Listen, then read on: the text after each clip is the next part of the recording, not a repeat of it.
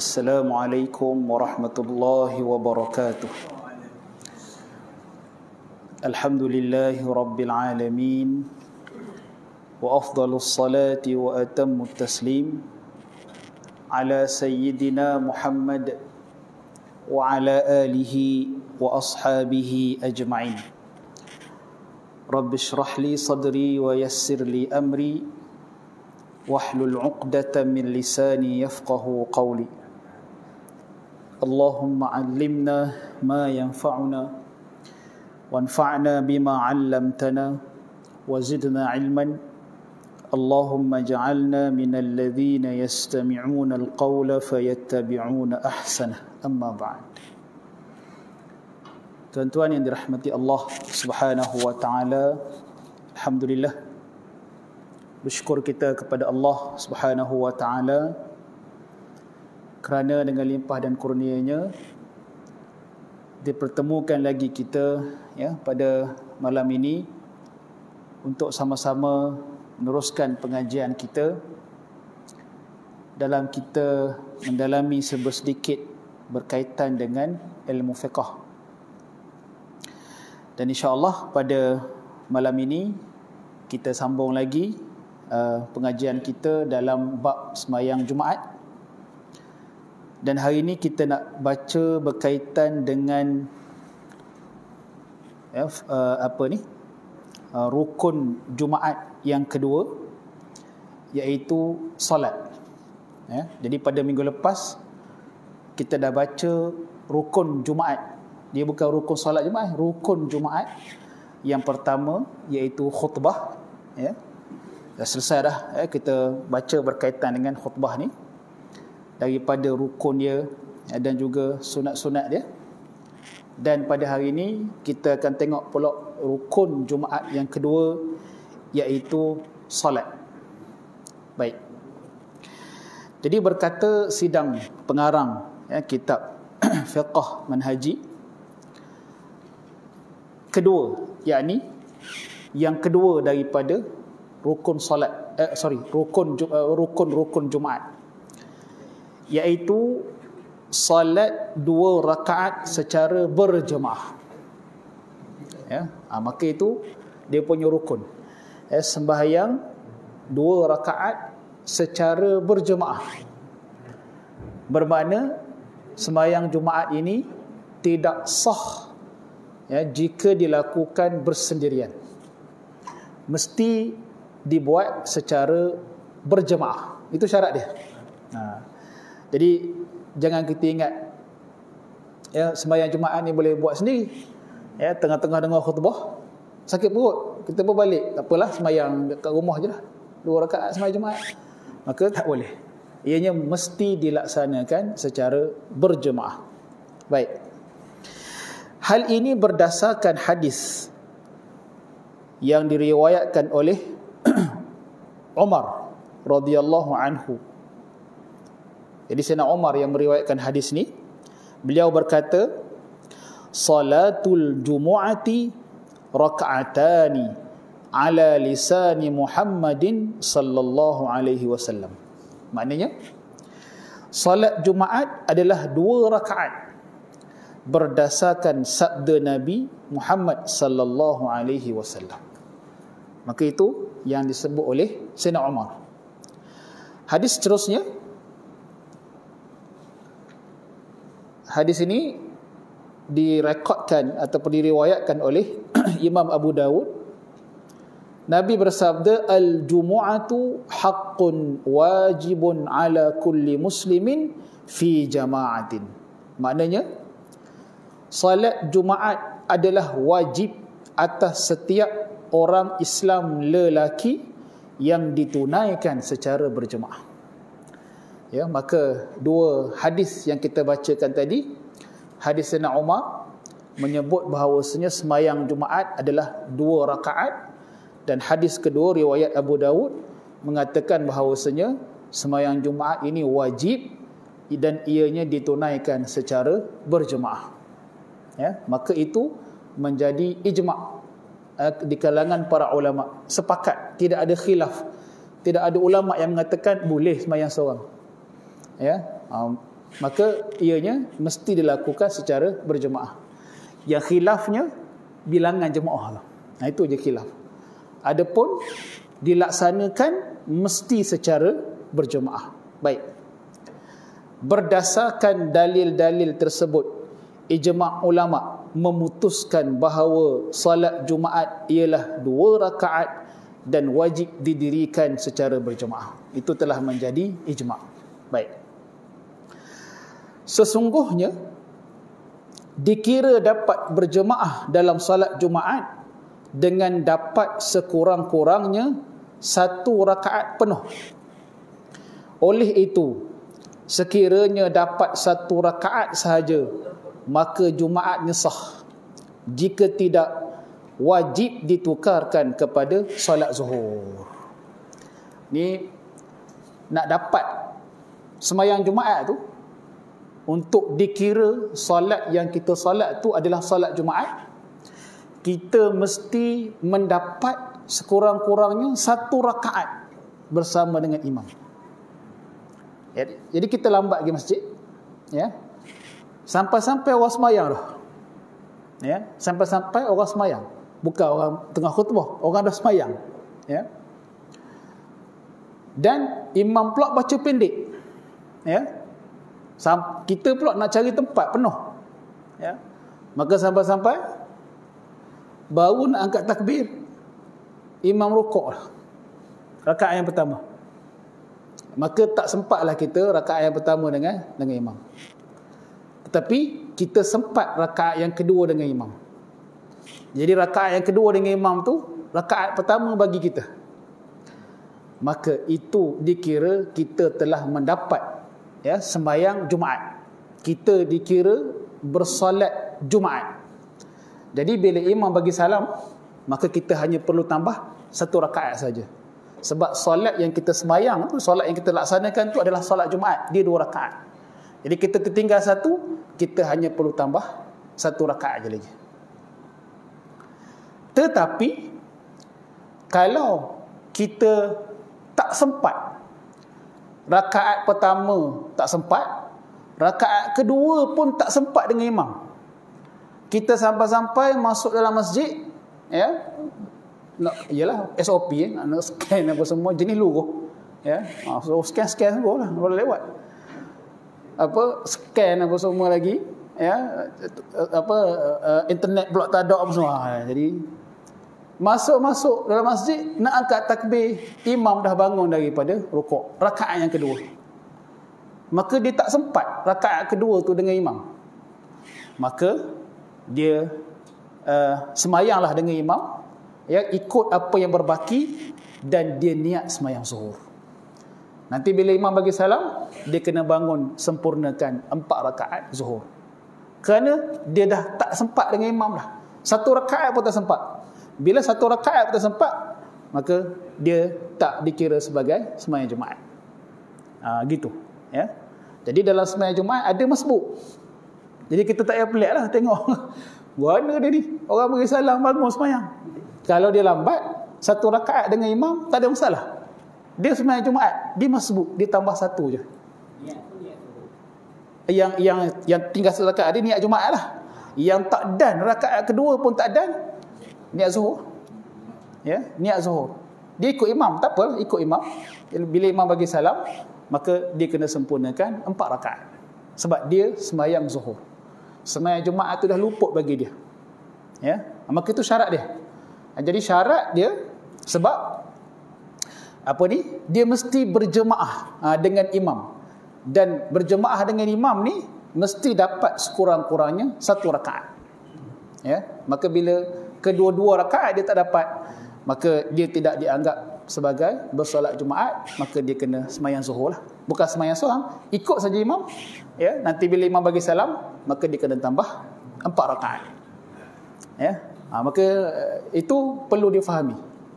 Kadang orang tak faham, orang ingatkan imam dah tahiyat akhir dia baru sampai, ya. Maka dia takbir, imam bagi salam, dia bangun tambah lagi 2 rakaat. Tak boleh gitu, ya. Sebab dia telah pun terlepas sembahyang Jumaat, yang dia ada hanyalah sembahyang zuhur. Okey, baik. Okey. Itu keadaan dia, ya. Itu keadaan dia. Baik. Kalau saya mendengar khutbah macam mana pula? Macam mana? Mendengar khutbah macam mana pula? Syarat Syarat sah Jumaat tu ialah didengar oleh 40 orang. yang mendengar khutbah. Untuk yang lambat tadi tu. Ke macam mana? Ya, untuk yang lambat tu lah. Orang lambat tu. Iyalah, memang dia memang terlepas lah. Dia memang terlepas. Maknanya orang lain dapat pahala banyak, dia dapat pahala sikit gitu je lah. Adapun dari sudut semayang dia Jumaat walaupun lambat. Sah Jumaat dia. Sebab khutbah ni apa kita kata, dia memang sepatutnya didengar. Jadi pelaksanaan khutbah tu dia imam saja. Mana kalau imam tak khutbah, tak sahlah Jumaat. Jadi kalau orang tak dengar, Jumaat dia tetap sah. Ya, Jumaat dia tetap sah.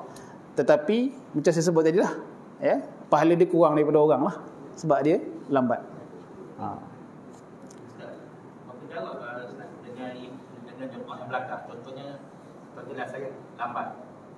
Kalau nak pergi ke depan tu mungkin dah kerumunan. Jadi contohnya saya berdana sejarah depan berapa jarak antara imam belakang dengan saya tu. Boleh. Kita dah baca itu dia 150 hasta. Lebih kurang dalam 100 meter lebih kurang. Jauh jugalah. Boleh lah contohnya. Boleh. Dekat kereta buka sejadah semua itu je. Boleh. Boleh. Cuma Nabi tegur sahabat yang semayang macam tu. Memang kita dah jumpa lah. Kita semayang jemaah gitu. Kita jumpa. Nabi tegur. Dia boleh. Nabi tak suruh sahabat tu qada balik semayang dia. Bermakna semayang dia sah. Tapi Nabi kata, la ta'ud. Jangan ulang balik. Jangan ulang dah lepas ni. Dia buat macam mana? Dia buat macam tadi lah. Maknanya dia lambat. Imam nak rokok tu. Dia pergi semayang belakang tu. Lepas tu dia slow-slow. Lepas rakaat imam bangun tu, slow ke depan masuk sah. Jadi itu dikira sebagai apa kita panggil adamil wiqar, ataupun tidak bertenang untuk solat. Sepatutnya bila kita nak datang solat ni kita kena bertenang. Apa yang kita dapat maka kita solat, apa yang kita tak dapat maka kita sempurnakan lepas tu. Tapi dari sudut sah tak sah tu sah solat dia. Sebab dia dalam jarak yang masih dibenarkan. Gitu. Satu lagi Ustaz, contohnya macam masjid ini tadi. Contoh rumah kadi belakang. Dia balik-balik, dia jaga rumah dia. Depan ada Jumaat, dia rumah dia tu. Dia tengok. Dengar je. Tak boleh. Tak boleh.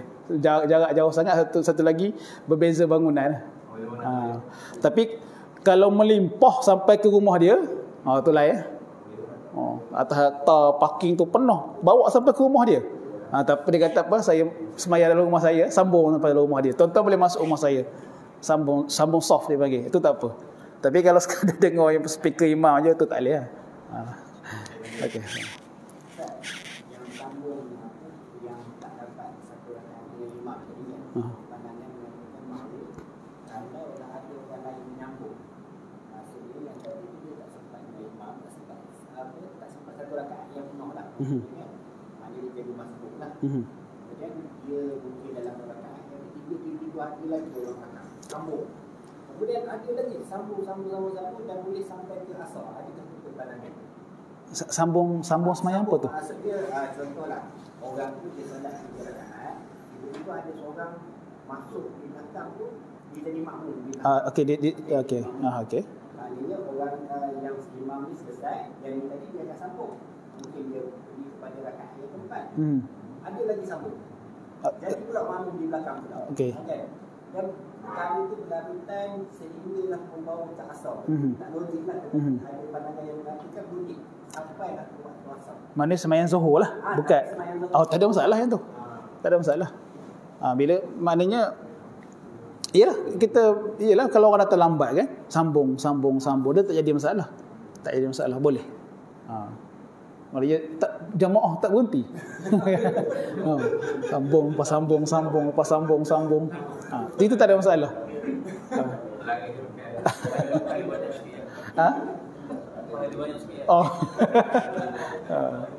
Okey, baik.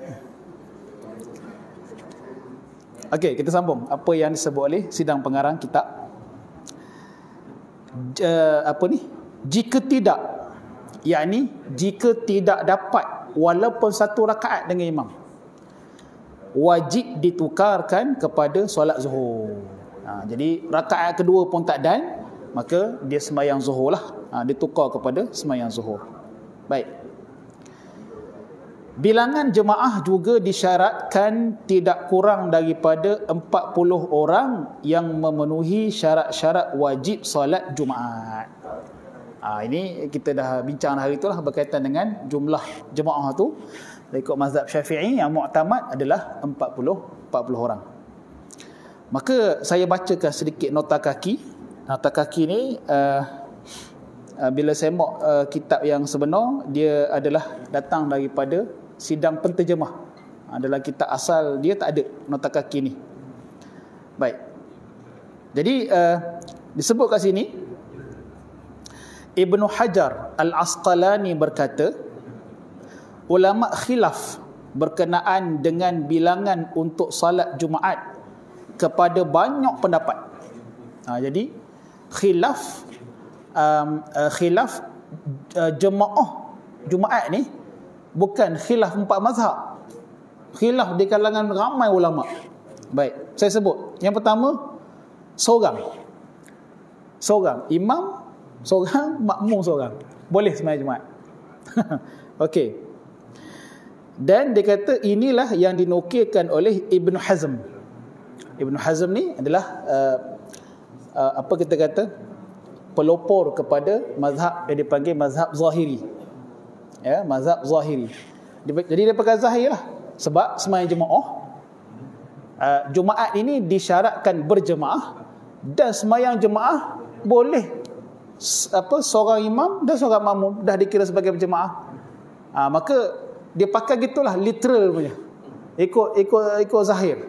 Maka seorang imam, seorang makmum dah dikira berjemaah, maka boleh sembahyang Jumaat dengan seorang imam dan seorang makmum. Okey. Pendapat yang kedua, 2 orang. Okey, 2 orang. Maknanya seorang imam, 2 orang makmum.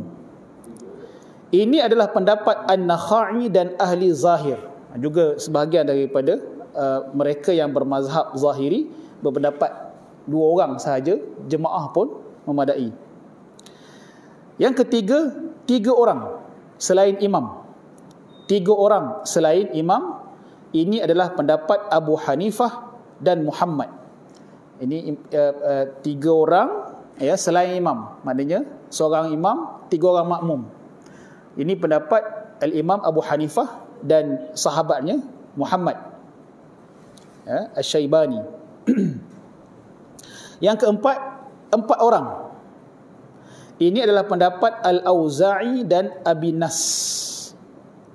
Yang kelima, 7 orang. Seperti dihikayatkan daripada Ikrimah. Yang kelima, yang keenam, 9 orang. Seperti pendapat Rabi'ah. Yang ketujuh, 12 orang. Sebagaimana pendapat Al-Mutawalli, Al-Mawardi, Az-Zuhri dan Muhammad bin Al-Hasan. Baik. Jadi itu 12 orang yang diguna pakai dalam beberapa negeri lah masa PKP baru ni. Mereka letak jemaah sembahyang Jumaat 12 orang. Yang kita nampak kat wilayah lah, wilayah persekutuan, sebab dia adalah sembahyang Jumaat. Nampaklah 12 orang. Orang sembahyang 12 orang, wartawan ramai daripada wartawan lebih ramai daripada orang sembahyang. Okey, baik. Jadi inilah pendapat dah, 12 orang. Baik. Seterusnya yang ke-7, yang ke-8, 20 orang. Ya, jemaah 20 orang. Ini pendapat Imam Malik.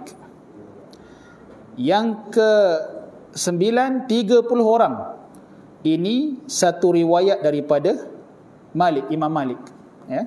Jadi Imam Malik ada menyebut 20 orang, dan ada riwayat daripada beliau juga menyebut 30 orang.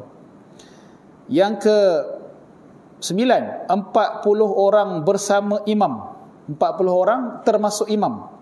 Inilah yang sahih dalam mazhab Asy-Syafi'i. Dalam mazhab Syafi'i 40 orang bersekali dengan imam. Maknanya seorang imam 39 orang jemaah. Kemudian yang seterusnya 40 orang tidak termasuk imam. Ini riwayat daripada Asy-Syafi'i. Ada riwayat lain daripada Imam Syafi'i, 40 orang tak termasuk imam, maknanya 41 orang lah masuk imam. Dan juga Umar bin Abdul Aziz, ya. Yang seterusnya 50 orang, lagi ramai, ya, 50 orang. Ini pendapat Imam Ahmad. Dan yang terakhir 80 orang, seperti yang dihikayatkan oleh Al-Mawardi daripada ramai ulama. Maka tuan-tuan, jadi dia bukan khilaf antara 4 mazhab, dia khilaf ramai ulama yang memberi pandangan tentang jumlah jemaah untuk sembahyang Jumaat ni. Maka Imam Sayuti menyebut, tidak sabit tentang Jumaat suatu pun daripada hadis yang menentukan bilangan khusus. Jika ada, pasti menjadi ijma'. Dan ini juga yang dipilih oleh Allamah Ahmad bin Zaid Al-Habsyi. Jadi Imam Sayuti kata, tak ada satu pun hadis yang sabit yang menetapkan. Tidak ada satu, maknanya Nabi sendiri menetapkan sembahyang Jumaat mesti sekian-sekian orang. Tak ada. Ya. Yang kita jumpa itu adalah daripada sahabat. Sahabat menyatakan pada zaman Nabi jumlah jemaah adalah 40 orang. Tapi hadis yang datang daripada mulut Nabi menentukan yang jemaah ni mesti sekian-sekian orang, tak ada. Dan kata Imam Sayuti, kalau ada hadis yang Nabi sebut tentukan berapa jemaah bilangan dia, maka sudah tentu akan menjadi ijma'. Tak ada khilaf. Kalau ada hadis yang sarih, yang jelas menyebut berapa jumlah bilangan, mesti berapa, maka dah tentu ulama akan berijma' bilangan jemaah untuk solat Jumaat ni. Jadi bila tak sebut, maka itu yang menjadi khilaf di kalangan para ulama. Baik. Justeru jika seorang masbuk, ini dia perincikan lagi pasal masbuk tadi. Baik. Justeru jika seorang masbuk mengikut imam pada rakaat yang kedua, salat Jumaatnya sah. Dia sempat dengan imam rakaat kedua, maka dia bersembahyang Jumaat. Imam bagi salam, dia hanya perlu tambah 1 rakaat saja. Dan dia hendaklah menambah 1 rakaat lagi setelah imam mengucapkan salam. Baik, itu jelas. Tetapi jika masbuk selepas imam bangun dari rukuk yang kedua, ya, masbuk, imam dah selesai rukuk rakaat kedua, imam dah i'tidal, barulah dia masuk, maka salat Jumaatnya tidak dikira. Dan dia hendaklah menyempurnakannya dengan salat zuhur selepas imam mengucap salam. Ya, jadi dia masuklah semayang, imam dah bangun, dah rukuk, imam dah i'tidal rakaat kedua, dia baru nak angkat takbir. Maka dia angkat takbir, dia ikut sekali dengan imam, sujud, duduk antara sujud, kemudian sujud lagi, kemudian tahiyat. Lepas imam bagi salam, dia bangun, sempurnakan 4 rakaat. Kerana bagi dia semayang zuhur. Sebab dia tak sempat, walaupun 1 rakaat dengan imam. Baik. Sekiranya makmum dapat menyempurnakan rakaat yang pertama salat Jumaat bersama-sama imam, kemudian berlaku perkara yang menyebabkan keseluruhan atau sebahagian daripada mereka bercerai daripada imam, yakni mufaraqah, dan masing-masing menyudahkan salat Jumaat mereka bersendirian, maka salat Jumaat mereka sah. Namun jika mufaraqah itu berlaku sebelum selesai rakaat pertama, maka salat Jumaat mereka tidak sah dan bertukar menjadi salat zuhur. Ini satu masalah. Ya. Jadi tadi berkaitan dengan masbuk. Berkaitan dengan hak masbuk tu, itu kita dah jelas. Yang ini kalau tengah-tengah semayang berlaku perkara yang menyebabkan makmum mufaraqah. Ya. Yang menyebabkan makmum mufaraqah. Ya. Sama ada dia seorang ke mufaraqah, dia nak mufaraqah, sebab kita dah belajar itu, ya, mufaraqah ni dia tidak haram, dia hanya makruh saja, ya. Dia rasa dia nak mufaraqah, mungkin sebab sakit perut ke, nak cepat, ataupun mungkin berlaku perkara-perkara yang menyebabkan sebahagian makmum rasa imam ni tak betul ni, maka dia mufaraqah, ya. Jadi kalau keadaan ini berlaku, macam mana sembahyang tu nak dikira sebagai sembahyang Jumaat? Dia macam ni. Baik. Jika makmum telah sempurna rakaat pertama dengan imam. Okey. Jika makmum telah sempurna melaksanakan rakaat yang pertama dengan imam. Dah sempurna dah. Maknanya dia dah rukuk bersama imam dalam rakaat yang pertama. Baik. Maka katalah pada rakaat yang kedua dia nak mufaraqah. Okey, rakaat yang kedua imam sedang baca surah, baca Fatihah, baca surah, dia mufaraqah. Maka dia hanya teruskan sembahyang dia itu dengan satu rakaat yang berbaki itu. Maknanya dia dah sah sembahyang Jumaat dia, sebab dia dah mendapat rakaat pertama dengan imam. Dia dah dapat rakaat pertama dengan imam, maka dia pun sembahyang cepat, pergi tandah, ya, sebab sakit perut.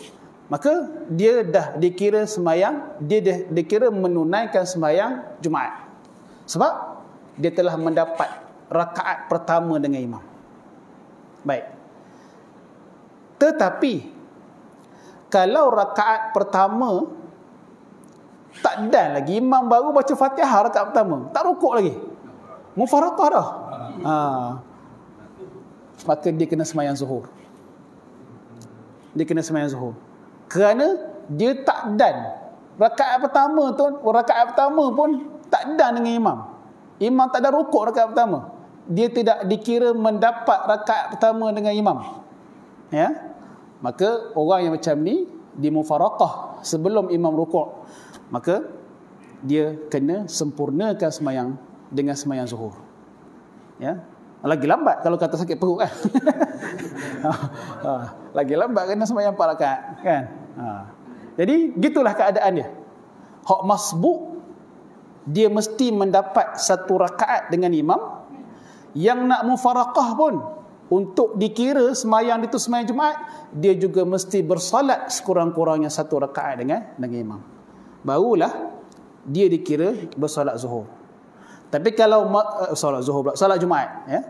Tapi kalau yang masbuk tadi tak sempat langsung, ya, rakaat dengan imam, rakaat pertama tak sempat, rakaat kedua tak sempat, maka dia sembahyang zuhur.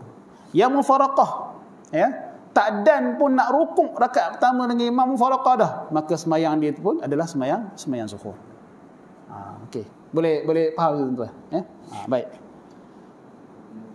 Jadi sama ada masbuk ataupun mufaraqah, makmum yang mufaraqah, dia mesti mendapat sekurang-kurangnya satu rakaat dengan imam. Barulah sembahyang dia dikira sebagai sembahyang zuhur. Baik, sembahyang Jumaat. Hal ini berdasarkan hadis daripada Ibnu Umar radhiyallahu anhuma bahawa Rasulullah sallallahu alaihi wasallam bersabda, "Man adraka rak'atan minal jumu'ati aw ghairiha falyudif ilaiha ukhra wa qad tammat salatuh." Baik. Sesiapa yang mendapat satu rakaat daripada salat Jumaat, yang ini dalam hadis ni jelas Nabi sebut sembahyang Jumaat, ya. Sesiapa yang mendapat satu rakaat daripada salat Jumaat dan salat lainnya, maka hendaklah menambah baki rakaat yang lain. Dengan demikian salatnya menjadi sempurna. Maknanya apa? Nabi sebut kalau dah dapat satu rakaat sembahyang Jumaat, maka hanya perlu tambah apa yang berbaki saja. Ya, samalah dengan sembahyang fardu yang lain pun. Kalau dah dapat satu rakaat dengan imam, maka ada baki lagi 3. Kalau sembahyang zuhur kan, ada baki lagi 3, maka tambah 3. Dah dapat 2 rakaat dengan imam, maka tambah lagi 2. Maka begitulah untuk sembahyang Jumaat dan juga sembahyang fardu. Baik. Okey, tuan-tuan, selesai berkaitan dengan rukun Jumaat yang kedua, iaitu solat. Ya, baik. Kita terus dengan banyak juga ni, ya. Dengan adab Jumaat dan caranya. Okey, jadi sebelum kita masuk kepada adab, tuan-tuan ada apa-apa soalan berkaitan dengan solat Jumaat?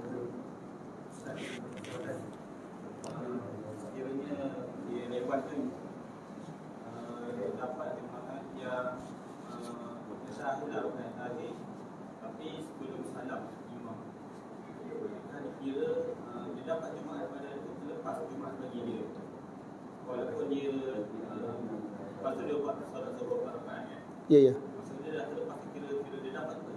Ya, dia terlepas. Dia dikira terlepas sembahyang Jumaat. Sebab tu dia kena sembahyang Zuhur.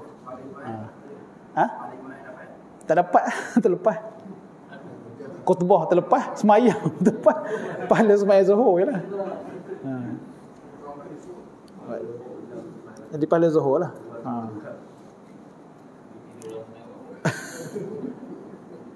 Jadi kena dapat sekurang-kurangnya, barulah dikira kita dapat Jumaat. Sekurang-kurangnya 1 rakaat. Baik. Okey. Jadi ada apa soalan berkaitan dengan solat? Kalau tak ada, kita pergi sikit berkaitan dengan adab. Boleh cikgu? Boleh. Okey, baik. Adab, sebab kita baca je lah adab ni, tuan-tuan sedia maklum adab ni. Benda biasa buat pada hari Jumaat. Adab Jumaat dan caranya. Baik, hari Jumaat dan solat Jumaat mempunyai beberapa adab yang sunat dan patut diambil berat dan diamalkan. Baik. Adab-adab Jumaat adalah seperti berikut. Yang pertama, mandi. Mandi Jumaat. Baik. Hal ini berdasarkan hadis idza jaa ahadukum ilal jumu'ata falyaghtasil. Apabila seseorang daripada kamu hendak mendirikan solat Jumaat, maka hendaklah dia mandi. Hadis riwayat Bukhari dan Muslim. Perintah mandi dalam hadis tersebut adalah sunat berdasarkan hadis yang berikut, man tawaddaa yaumal jumu'ati fabiha wa ni'mat wa man ightasala fal ghuslu afdal. Sesiapa yang berwuduk pada hari Jumaat, maka perbuatan itu adalah satu sunnah dan sebaik-baik ikutan, dan sesiapa yang mandi, maka mandi itu adalah afdal. Jadi mandi Jumaat dia panggil, ya. Mandi Jumaat, mandi sunat Jumaat, ya. Maka yang mandi ni dia tidak sepatutnya kita terlepas lah. Kita terlepas. Dan bila kita boleh mandi? Betul tanya. Bila kita nak mandi ni? Nak mandi Jumaat. Baik. Jadi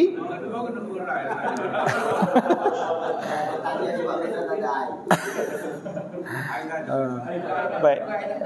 Di kalangan para ulama ada yang menetapkan mandi ni bermula siang. Mandi ni adalah mandi Jumaat ni sunatnya bermula siang. Dan soalannya, bilakah bermula siang? Siang bermula daripada terbitnya fajar, yakni azan subuh lah. Jadi azan subuh tu walaupun gelap tapi dah dikira sebagai siang, ya. Maka kalau kita jenis keluar kerja, ya, memang tak balik dah, maka kita pagi mandi subuh tu kita mandilah, niat mandi Jumaat terus, mudah-mudahan dapat balik. Tapi kalau kita ada masa untuk balik ke rumah, bersiap, bersihkan badan apa semua, maka kita mandi. Kita boleh niat masa mandi nak keluar sembahyang Jumaat tu. Jadi kalau kita tak ada masa, maka mandi untuk kita sembahyang subuh tu dah boleh berniat untuk mandi sunat Jumaat. Baik. Mandi pun tak sempat, apa pun tak sempat, maka berwuduk. Itu juga merupakan sunnah. Tapi memang kena berwuduk lah sebab sembahyang Jumaat kan. Baik. Yang kedua, membersihkan tubuh daripada kotoran, bau busuk dan memakai minyak dan wangi-wangian. Baik. Bersihkan badan dan juga berwangi-wangian. Kalau ada rambut panjang, maka rambut tu minyakkan. Baik, bagi kemas. Hal yang sedemikian agar tidak mengganggu orang lain, malah dapat menimbulkan rasa kasih sayang dan gembira apabila bertemu sesama jemaah. Sebagaimana yang diketahui bahawa orang yang diberi kelonggaran meninggalkan salat Jumaat ialah orang yang makan sesuatu benda yang mengakibatkan bau busuk yang boleh mengganggu orang lain. Ini dalam maknanya Islam ni mementingkan kebersihan, sehingga kan orang yang makan benda busuk, makan tengah hari masa rehat hari Jumaat tu, dia makan kedah sebagai contoh kan, maka baunya Masya Allah lah, boleh mengganggu orang walaupun sedap kan, tapi boleh kita makan sedap, tapi bila pas makan tu bau tu tak apa sedap maka bila boleh mengganggu orang, maka dia dikira sebagai uzur untuk tak datang sembahyang Jumaat. Dibenarkan. Sebab apa? Dia mengganggu orang. Sebab sembahyang Jumaat ni dia dilaksanakan secara berjemaah. Bila kita sebut berjemaah, memakan benda-benda yang busuk yang boleh menyakiti orang, maka ia adalah keuzuran untuk tidak hadir sembahyang jemaah. Jadi bila sebut jemaah, Jumaat dilaksanakan secara berjemaah, maka dia juga diberi kelonggaran. Kalau balik gosok gigi tak hilang juga maknanya, maka dia diberi kelonggaran untuk tidak hadir sembahyang Jumaat. Maka nak mengatakan bahawasanya pentingnya kita ni berwangi-wangian dan tidak menyakiti orang di sekeliling kita ketika menunaikan sembahyang Jumaat. Maka kita memakai wangi-wangian tu, maka itu merupakan sunnah yang dituntut. Baik. Hal ini berdasarkan hadis daripada Salman Al-Farisi radhiyallahu anhu. Beliau berkata, Rasulullah sallallahu alaihi wasallam bersabda, la yaghtasilu rajulun yaumal jumu'ati wa yatatahharu mastata'a min tuhrin wa yaddahinu min duhnihi aw yamussu min tibi baitihi thumma yakhruj fala yufarriqu baina ithnaini thumma yusalli ma kutiba lahu thumma yunsitu idza takallama al-imamu illa ghufira lahu ma bainahu wa bainal jumu'atil ukhra. Besar pahala dia. Baik, seseorang yang mandi dan bersuci pada hari Jumaat sekadar yang termampu, sekadar ada air lah, ada air banyak beria sikit, tak ada air sekadar termampu, memakai minyak dan wangi-wangian. Memakai minyak di sini dengan maksud pakai minyak rambut lah, meminyakkan rambut. Itu bagi yang ada rambut lah. Hak tak ada rambut. Sebab pada zaman Nabi sendiri pun kalau kita baca dalam Syama'il, rambut Nabi panjang, tetapi Nabi sentiasa kemas dengan minyak rambut. Baik. Kemudian ke masjid dan tidak mengganggu para jemaah, tak ganggu orang, dan seterusnya mendirikan salat yang ditentukan, yakni sembahyang sunat tahiyatul masjid. Diam ketika berkhutbah, maka segala dosa kecilnya akan diampunkan di antara Jumaat dan Jumaat yang akan datang. Maknanya seminggu Allah Ta'ala ampunkan dosa dia, dosa-dosa kecil dia. Itu adalah kelebihan mandi, membersihkan diri, memakai wangi-wangian dan mengemaskan diri sebaik yang mungkin untuk menghadiri sembahyang Jumaat. Maka pahalanya besar. Baik. Seterusnya, memakai pakaian yang terbaik.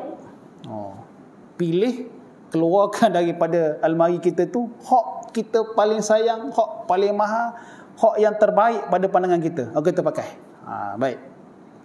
Hal ini berdasarkan hadis Rasulullah SAW bersabda, man ightasala yaumal jumu'ati thumma labisa thiyabahu wa massa tiban in kana indahu thumma masha ila al-jumu'ati wa alayhi as-sakinah wa lam yatakhatta ahadan wa lam yu'dhihi thumma raka'a ma qudiya lahu thumma intadhara hatta yansarifa al-imamu ghufira lahu ma bainal jumu'atain.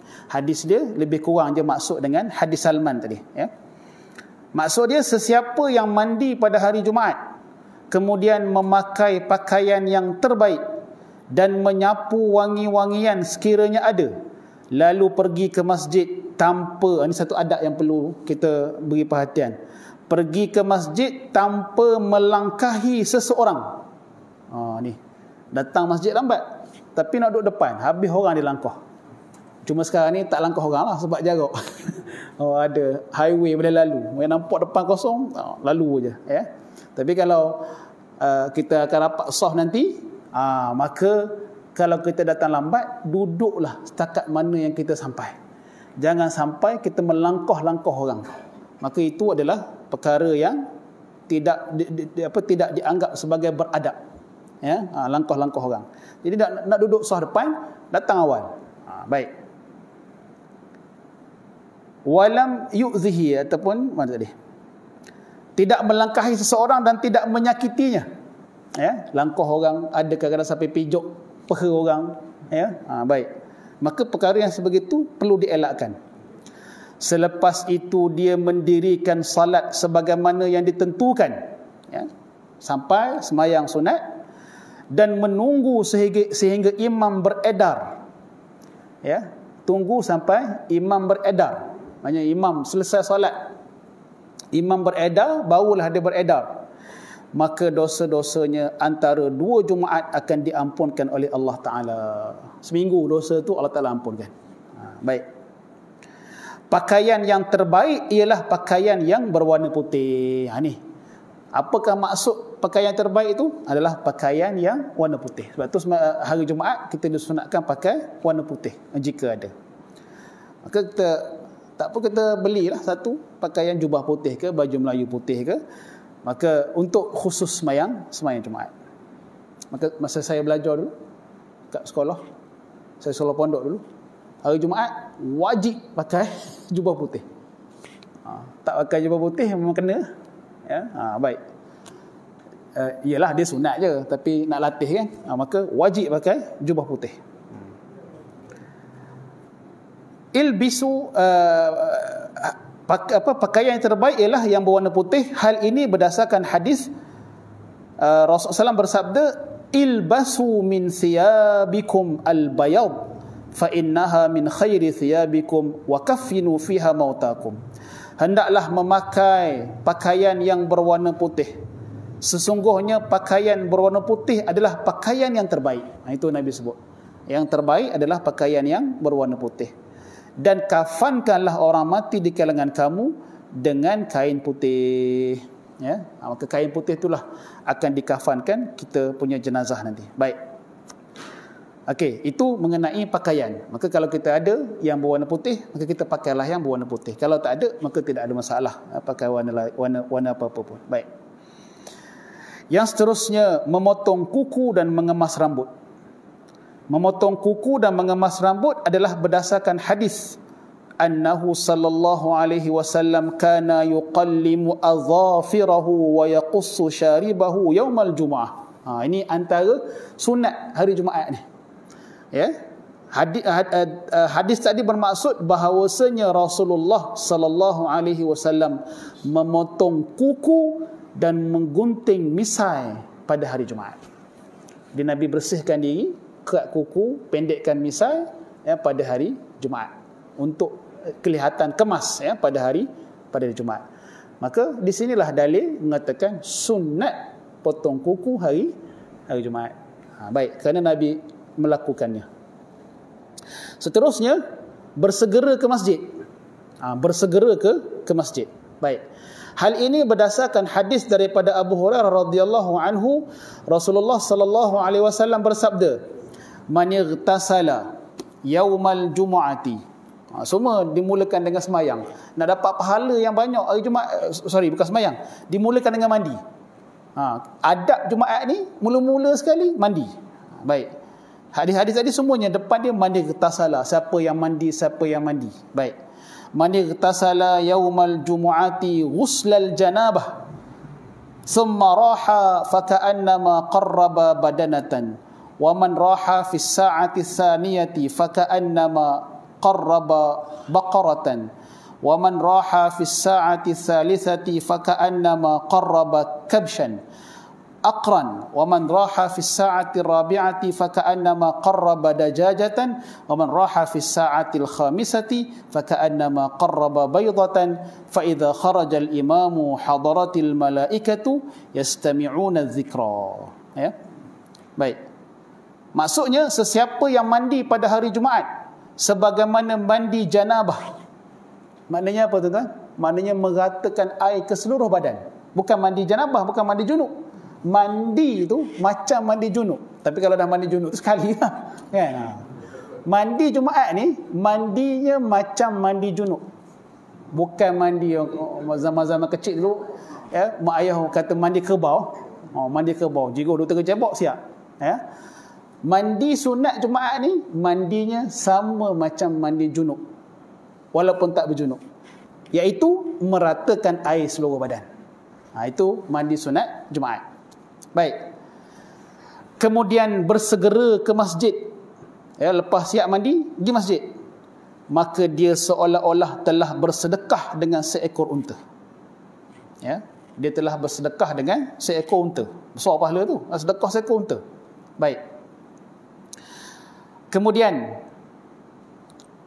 sesiapa yang pergi pada saat yang kedua seolah-olah dia telah bersedekah dengan seekor lembu. Sesiapa yang pergi pada saat ketiga seolah-olah dia bersedekah dengan kambing bertanduk cantik. Sesiapa yang pergi pada saat keempat dia seolah-olah bersedekah seekor ayam. Dan sesiapa yang pergi pada saat kelima dia seolah-olah bersedekah sebiji telur. Ini pahala orang datang awal. Jadi dalam hadis ni tuan-tuan, dia sebut sa'ah. Ya, sa'ati tsaniyah, sa'ati tsalitsah. Sa'ah ni bila kita terjemah ke bahasa kita, dia jadi jam. Jam pertama, jam kedua, jam ketiga, jam keempat, jam yang kelima. Ada 5 jam dekat sini. Ya. Cuma kita tak boleh nak sebut bahawasanya 5 jam ni macam jam kita lah. 1 jam kita 60 minit. Ya. Sebab masa zaman Nabi ni waktu jam tu tak dipakai lagi. Ya. Maka tuan-tuan sekalian, para ulama bagi tahu macam mana nak kira dia. Maka kita kira daripada terbitnya fajar waktu siang, kita pecahlah kepada 5. Bahagi 5 jam. Ya. Maka bermula daripada subuh, ya, subuh sampai zuhur pukul 1. Kita letaklah subuh pukul 6, ya, 6 sampai pukul 1 berapa jam? 7 jam. 7 jam. 6 jam. 7 lah. 7 jam. Maka 7 jam tu bagi 5. Ya, dapat berapa satu saah tu? 1 jam tu. 1 jam hadis tu dapat berapa? Sejam lebih sikit tak? Lebih kurang lah, sejam 20 minit. Ya. Mana bermakna siapa yang pergi sembahyang subuh hari Jumaat tu, maka dia terus iktikaf, tak balik-balik dah. Tak kerja dah pencen tak apalah kan. Tak balik-balik dah. Maka dia dapat seolah-olah korban ataupun sedekah seekor unta. Pahala dia. Maka begitulah, naik. Kalau macam kita hak bekerja ni, maka sedekah telur ya. Sedekah telur ya. Pukul 12.30 tu rasa awal dah pukul 12.30 ni, padahal sedekah telur ya pahala dia. Ya. Baik. Tapi tak apa, mudah-mudahan Allah Taala dengan niat kita, keazaman kita nak pergi awal, yang menghalang kita sebab kita ada kerja, ya. Kerja ni satu kewajipan, cari rezeki, cari nafkah untuk keluarga. Ya, dengan niat kita, maknanya kalau hari Jumaat tu cuti, kita pergi awal. Begitu. Tapi jangan hari Jumaat cuti kau lewat pergi, itu tak dipanggil azam lah, kan. Jadi kalau ada hari Jumaat cuti, maka kita sampai awal ke masjid. Ya, hari Jumaat yang tak cuti, maka kita tak dapat nak buat apalah sebab kita ada tugas. Baik, maka kita pecah 5 macam tu. Maksudnya kalau orang pergi awal, nak dapat awal pukul 7 tu, pergi dah. Ya, saya ingat lagi tuan-tuan, tok guru ngaji saya lah masa kecil-kecil sekolah rendah dulu, tok guru ngaji saya tu meninggal dah. Setiap hari Jumaat akan nampaklah lalu depan rumah naik motor, cucu dia hantar. Pukul berapa tuan-tuan? 7.30 pagi. 7.30 pagi Setiap hari Jumaat 7.30 pagi cucu dia dah hantar pergi masjid. Ya, maka dia akan duduk kat masjid tu sampai sembahyang Jumaat. Ya. Maka memang soleh betul lah. Ketika dia meninggal dunia, orang yang menguruskan jenazah kat kampung tu, dia bersaksi mengatakan dia tak pernah menguruskan jenazah semudah jenazah Tok Teh, orang panggil dia Tok Teh, ya. Tok Guru ni, Tok Teh ni. Itulah paling mudah jenazah dia diuruskan, yang guru Quran. Maka 7.30 tu. 7.30 pergi dah. Ya, beriktikaf sampai sembahyang Jumaat. Baik. Maka itu adalah pahala yang besar. Dan tak apa tuan-tuan, kita ada tugas nak macam mana, tapi kita ambil yang akhir hadis ni. Ya. Nabi kata apa? Fa idza kharajal imamu hadaratil malaikatu yastami'una dzikra. Kemudian apabila imam keluar naik ke atas mimbar, ni imam khutbah naik atas mimbar dah, para malaikat hadir bersama-sama mendengar khutbahnya. Malaikat akan duduk. Hadis ni dia ada hadis yang lain yang menjelaskan peranan tugas malaikat tu, ya. Jadi saya bacakan hadis dia tuan-tuan. Nabi menyebut, hadis ni riwayat Al-Imam Az-Zahabi dalam kitab dia Al-Muhazzab, bahawasanya Rasulullah SAW bersabda, taq'udul malaikatu ala babil masjid yaumal jum'ah. Malaikat akan duduk di pintu masjid pada hari Jumaat. Dia buat apa? Yaktubuna maji'an nasi. Mereka menulis nama-nama orang yang datang sembahyang Jumaat. Ya. Sampai bila? Hatta yakhrujal imam, sehinggalah imam muncul. Imam muncul ni maknanya imam naik atas mimbar nak sembahyang, nak khutbah. Fa idza kharaja tawaw suhuf wa rufi'at al-aqlam. Apabila imam muncul naik atas mimbar nak khutbah, maka malaikat akan melipatkan suhuf, kertas catatan amalan itu, ya, dia ada kertas lah, tulis nama kita, dia lipat dan dia berhenti menulis. Fataqulul malaikatu ba'duhum li ba'd. Maka malaikat berkata sesama dia kata apa? Ma habasa fulanan wa ma habasa fulanan. Apa yang menahan fulan, dan apakah yang menahan si fulan ni daripada datang awal ni? Maknanya tuan-tuan, setiap minggu tu malaikat catat nama kita. Tapi kalau hari tu kita datang lambat, imam atas mimbar dah khutbah, malaikat akan tertanya-tanya, kenapa dia ni tak datang lagi ni? Tak ada lagi ni. Ya. Kan? Orang lain dah tanda lah, macam kita kehadiran satu-satu datang tanda right. Kita masih kosong lagi petok kita tu. Ya. Apakah yang menyebabkan si fulan ni belum datang? Apa yang menahan dia daripada datang, ya, ke masjid awal ni? Malaikat tertanya-tanya, tuan. Kita je tak dengar, ya. Baik. Qala, Nabi bersabda lagi, fataqulul malaikah. Malaikat pun berkata, yang kena tanya hak jawab tu dia jawab, ya. Allahumma in kana maridan fashfihi. Ya Allah, kalau dia sakit, sembuhkan dia. Mungkin dia lambat ni sebab dia sakit tak mari ni. Wa in kana dalan fahdihi. Kalau dia ni jenis sesat, ya, maka berilah ke dia hidayah. Wa in kana a'ilan fa aghnih. Kalaulah dia ni miskin, kayakanlah dia. Malaikat bersangka baik dengan kita. Ya, datang lambat, ya, malaikat tak nampak kita, dia doakan untuk kita. Ya. Satu lagi hadis di mana Nabi SAW menyebut, hadis yang lebih kurang lah, riwayat dia, bunyi hadisnya sama, dari segi maknanya sama. Malaikat akan menunggu, di pintu masjid. Mana hadis dia? Malaikat akan menunggu di pintu masjid dan mencatat, menulis nama-nama orang yang masuk dalam masjid. Ya, orang yang masuk dalam masjid, dia akan catat nama. Dan apabila imam naik atas mimbar berkhutbah, maka dia berhenti mencatat dan dia duduk sama untuk mendengar khutbah.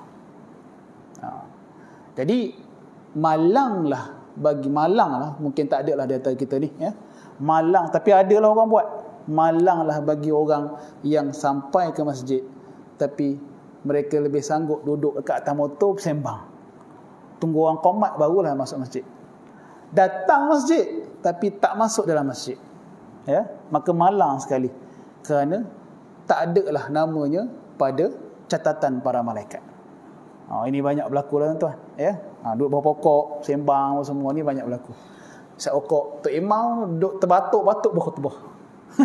Tapi dia duduk bawah pokok apa semua sembang, ya. Kemalang sekali tuan-tuan, ya. Maka itu yang kita perlu ubahlah. Kita perlu ubah dan kita perlu tegur. Baik. Patutnya hadis-hadis macam ni kena baca dalam sembahyang Jumaat, dalam khutbah, kan. Buat pasang speaker luar kuat sikit biar dengar, kan. Baik. Okey. Dan kita ada beberapa lagi adab dia yang insya-Allah kita akan tengoklah pada minggu depan, insya-Allah kita akan baca. Ada lagi 4-5 adab lagi. Jadi yang kita dah tahu tadi tu, insya-Allah hari Jumaat ni, ya, lusa kita amalkan, yang sedaya upaya kita, insya-Allah. Mudah-mudahan Allah Taala beri rahmat kepada kita dan berikan kita ganjaran besar, insya-Allah. Ada apa-apa soalan? Adab. Berdepan lah, ya. Ustaz tanya juga yang di awal dia tu. Kalau ketiga awal ngaji sekejap, tidur boleh tak? Tidur okey tu. Pergi awal dah, lepas tu ngaji, tidur, insya-Allah Allah Taala beri sebab apa? Iktikaf, kalau kita iktikaf, tertidur pun dikira iktikaf sebab duduk di masjid. Baik, insya-Allah. Okey, jadi kita sambung minggu depan, insya-Allah. Jadi soalan tu kita adab tu kita tanya sekali pada minggu depan, insya-Allah. Assalamualaikum warahmatullahi wabarakatuh.